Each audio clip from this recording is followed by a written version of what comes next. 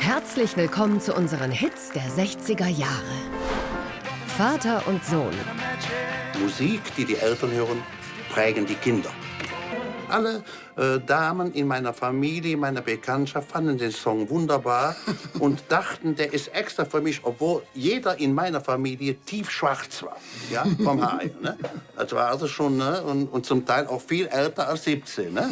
Aber das ist das Geheimnis, ne? Und das kommt gut an. Das hat der Junge richtig gut gemacht. Wir lieben die natürlich als Künstler und diese Platte, die da gerade, die erste, wo die beiden gehen, die Mama hatte die auch immer. Die auch dann, das war diese Bridge over Troubled Water. Ja. Das ist so, kann ich dir heute noch sagen, wo die Kratzer auf der Platte sind, weil meine Mutter das so oft gehört hat. Aber der Grund für unsere Trennung war, dass wir noch zu jung waren. Und meinten, Trennung sei keine große Affäre. Also trennten wir uns. Und ich kann mir aber vorstellen, dass das Problem bei denen auch war, weil dieser kreative Output von dem kleinen Gitarristen war einfach, der hat da alles überstrahlt. Ne? Irgendwann bist du frustriert, wenn der jede Woche mit einem Song kommt, wo du genau weißt, ja, der ist gut, da brauchst du auch nichts mehr dran machen. Ich halte das für schwierig. Das ist einfach nicht ganz einfach. Ne? Holly, Holiday. Also Düsseldorfer Kennzeichen. Ich glaube, ich spinne. Das ist auch ein Ding. Furchtbar. Hätte sich verfahren.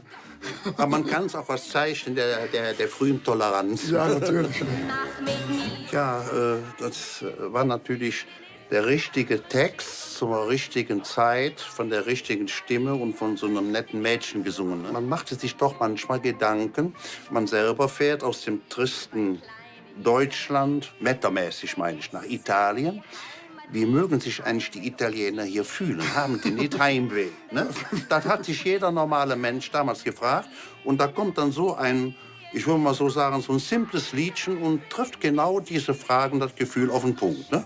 Ist gut. Das ist gut, der war ein tierischer Sänger. Ne? Der ist ja leider, ich glaube, der ist noch Vater geworden und musste dann gehen. Ne? Das war von traurig. Hippie bedeutete eine neue Form der Auffassung des Lebens, und zwar lebendbejahend, ja?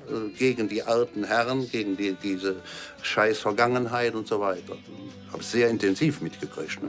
Meine Freunde und ich, wir haben über diesen Text abendelang diskutiert. Abendelang, ja? Weil der war so hermetisch, der war dermaßen surrealistisch, da war deutsche Sachen, da war Dada drin, da war aber auch religiöse Weissagung drin, da war alles drin. Ne? Bis dann wir zu dem Schluss kamen, der Mensch hat den Text völlig stoned geschrieben. Ja? Dann macht es nämlich Sinn. Ja? Die Musik, die ist natürlich alles psychedelic, stand man natürlich damals auch drauf, ne? Ist ja klar. Keine Versammlung ohne ein Pfeifchen bzw. eine Tüte und so. Ne? Und dann machte der Text plötzlich Sinn. Wenn wir wieder nüchtern waren, dann fing wieder die Raterei an. Ne? Doro aus Düsseldorf. DD. Gefährlich. Kann man das noch mal sehen? Na klar doch. Wahnsinn. Ja, aber im Gürtel stehst du damit in der ersten Reihe einem ein Auge aus. Das ist gefährlich. Hey Sertino, deine Nina, tanzt im Hafen mit die Boys. Ganz ehrlich, kenne ich nicht. Ja, also das ist angeblich ist da so ein bisschen Autobiografie drin, also dass einer eifersüchtig ist und den anderen am Strand gekillt hat. Und da übrigens auch, da deutet die Zeile darauf hin, heißer Sand, das ist natürlich Algerien, die Wüste Sahara und so. Ne? Ja. Ein älterer Bruder von der Knorr, der war ja in der Fremdenlegion. Ne? Stimmt. Und der ist dann bei einer Verlegung, da sollte er dann nach Indochina gebracht werden, da ist er im Suezkanal über Bord gesprungen. Ne? Ist abgehauen. Abgehauen. Sabine von Achener Lauterbach, genau, ach du liebe Kacke. Komm, erspar uns das, ja.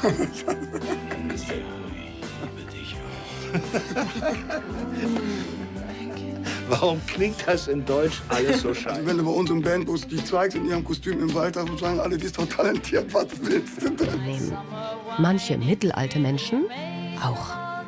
Das wusste ich gar nicht. Ich dachte, ich wäre von den beiden jüngeren Leuten, die das gemacht haben. Hat sie ja schon gesungen. Kennst du das? Ich kannte das nicht von ihr. Das ist doch mal von dem finnischen Sänger mit der Frau gecovert worden. Ich hätte auf jeden Fall gedacht, der war ja selber Komponist. Ich dachte, er hätte es geschrieben. Das war echt eine Fremdnummer. Richtig. Ja, weil er hat ja wirklich selber riesen Hits geschrieben. Ja, er kam damals an ins Studio oder bei seinen Produzenten und hatte diese Schleife Dam, Dam, Dam, Dam. Das ist von ihm. Also als ich das erste Mal gehört habe, ich habe immer ein feines Ohr für Sprache gehabt, da habe ich mich natürlich furchtbar dran gestoßen, da es ja 3 Subjekte sind, ja, dass es dann nicht brechen heißt. Ne? Das hat mich immer gestört und stört mich ehrlich gesagt auch heute noch. Ne? Deutschlehrer. Ja, ja. Waren die Korinthenkacker vom WDR. Korinthenkacker, den streichen wir, ja? Ja, ja. Auf jeden Fall finden Sie ein paar Haare in der Textsuppe. Ah, jetzt kommt die Diskussion ein Ich bin Text. wieder sehr beeindruckt. Vor allem ob der feinen Unterschiede, die der Autor dieses Liedes zwischen Marmor und Stein gemacht hat. Und dann gibt es doch vielleicht, man könnte also, wenn man sehr pingelig wäre, einwenden, dass es eigentlich brechen heißen müsste statt bricht, weil es sind ja mehrere Dinge, die da zusammenkommen, aber die Grammatik wollen wir nicht. Päpstlicher sein als der Papst. Ich würde Die vor allen Grammatik Dingen, wollen wir uns nicht. was mich stört, ist, dass ich hier Folgerichtigkeit in der Entwicklung des Textes ein bisschen vermisse. Mir ist zum Beispiel das Symbol Regen in einem Schlager wie Am Tag, als der Regen kam, einleuchtend als Symbol der Fruchtbarkeit. Aber was der Regen, weine nicht, wenn der Regen fällt, nach dem Marmor, Stein und Eisen zu tun hat, das weiß ich nicht so ganz genau. Ja, das ist öffentlich-rechtliche Sprachkompetenz. Folgerichtig boykottiert der Bayerische Rundfunk lange Zeit das Lied wegen grammatikalischer Fehler. Ehrlich? Die Bayern sprechen die Hochdeutsch, wusste ich gar nicht. Alles klar? Yep. Okay. Unser nächstes Thema leiten Vater und Sohn Brinks mit Rollys Umweltsong Das Meer ein. Fernab der Küste Alaskas, eine Halbinsel ganz aus Sand. Seit 4000 Jahren ist das Inuitland. Denn es steigt und steigt, denn es steigt und steigt. Rolly selbst zieht mit dem Lied eine Parallele zum ersten erfolgreichen deutschen Umweltsong. 1968 gesungen von einer Frau, die in jeder Hinsicht besonders war. Ich hatte immer das Gefühl, diese Frau, die wird in ein Kleid eingesperrt, in einen Käfig, wo sie gar nicht reinpasst. Die sollte uns immer so melancholisch russisch-slawische Seele verkaufen. Ne? Ich glaube, die hätte viel besser was anderes gemacht. Im Grunde genommen ist der Song aktueller denn je. Ja. Weil eigentlich müssten wir ja um jeden Baum kämpfen. Das wusste die wohl schon sehr früh. Wenn du Musik machst, musst du auf jeden Fall immer schaffen, über 27 zu kommen. Das ist schon mal gut. Scheint echt ein blödes Alter zu sein für Musiker. Mhm. Mit Franzosen zusammengearbeitet. Ne? Und die haben mir beigebracht, dass My Way eigentlich französischen Ursprungs ist. Ne? Aber da siehst du, wie das ist. Hättest du mich jetzt gefragt, hätte ich gesagt, der Franzose singt Französisch auf den englischen Titel. Das hätte ich nie gedacht. Und Frank Sinatra hat ganz oft versucht, das zu kürzen oder sogar aus dem Programm zu schmeißen. Aber die Zuhörer, das Publikum hat das nicht zugelassen. Die wollten immer die volle, lange Version, weil das war für sie das Lied von Frank Sinatra. Habt ihr hier einen geheimen Rauch, wo man rauchen kann? Na klar doch. Bist du ein Raucher? Gelegenheitsraucher.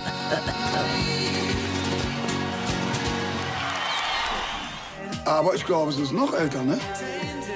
Richtig. Eine außergewöhnliche Frau, die im Grunde alle damaligen, in den 60er Jahren geltenden Benimmregeln gebrochen hat. Ja. Die Musik ist schön, aber der Text ist es.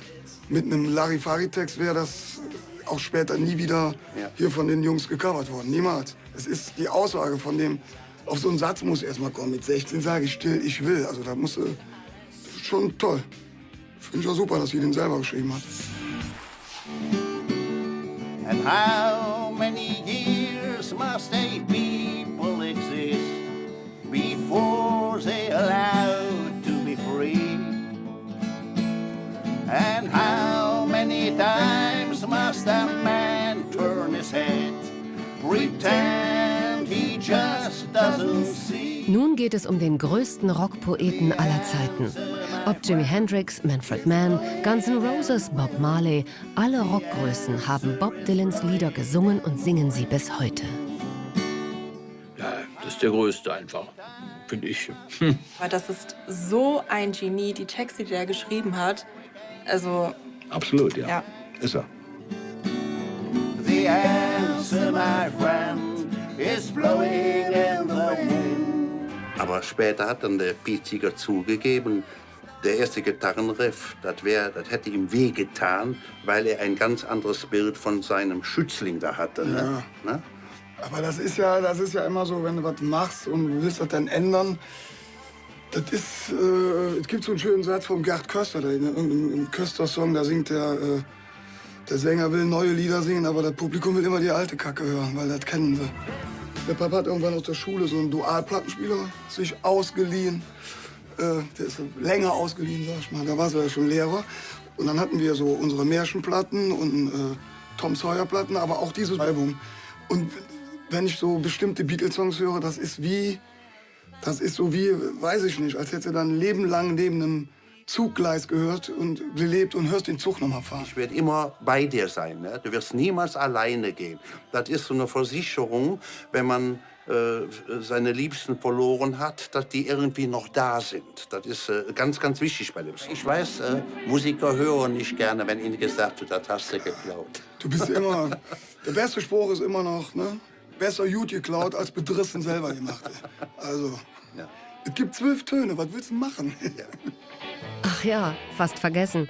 Mick Jagger sagte über ihren größten Hit: Ich möchte lieber sterben, als noch mit 45 Satisfaction zu singen.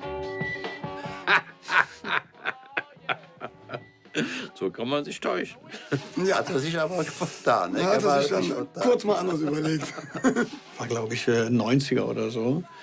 Du musst die Stones einmal noch mal gesehen haben, bevor die aufhören. Das ist jetzt schon 30 Jahre her. Lustig. Und Mick Jagger ist ja mit seinen 73 oder 74, wie alt ist er jetzt, 75, keine Ahnung.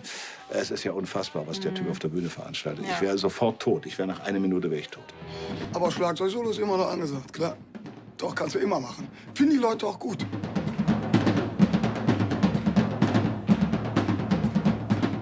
Mein Mann ist auch Musiker und der spielt Schlagzeug und singt und der hat auch zwischendurch mal ein kleines Solo.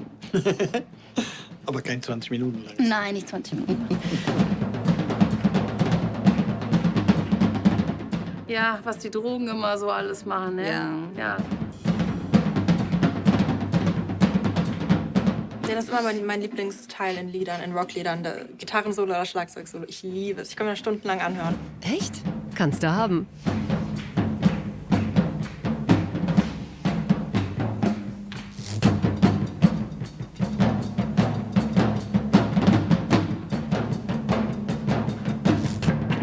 Oh, und was machen wir jetzt?